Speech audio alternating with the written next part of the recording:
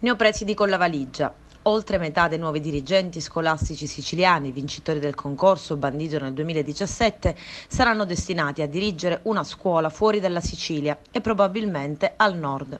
Lo scorso 1 agosto il Ministero dell'Istruzione ha pubblicato la graduatoria definitiva della selezione che consentirà l'assunzione dal prossimo 1 settembre di quasi 2000 nuovi presidi.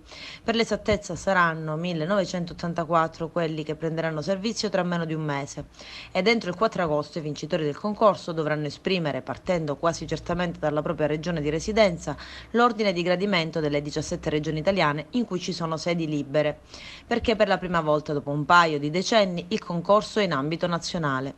Ma i numeri non sono molto favorevoli ai siciliani, perché entro le posizioni utili rientrano ben 203 insegnanti che hanno svolto gli esami scritti nell'isola e presumibilmente sono dunque siciliani, perché il test di ammissione e le prove scritte si sono svolte a livello regionale, mentre la sola prova orale è stata sostenuta su dimensione nazionale.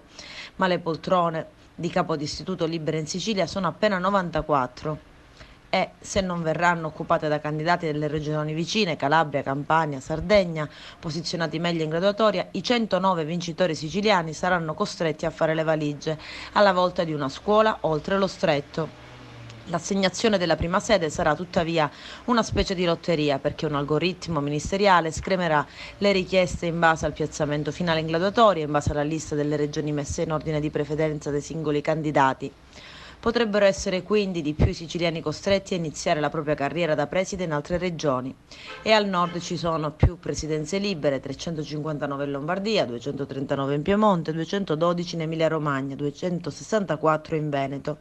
Dopo l'esodo degli assunti con la buona scuola sarà la volta dei presidi siciliani che nella loro prima uscita dovranno mettersi in gioco al di fuori del proprio ambiente.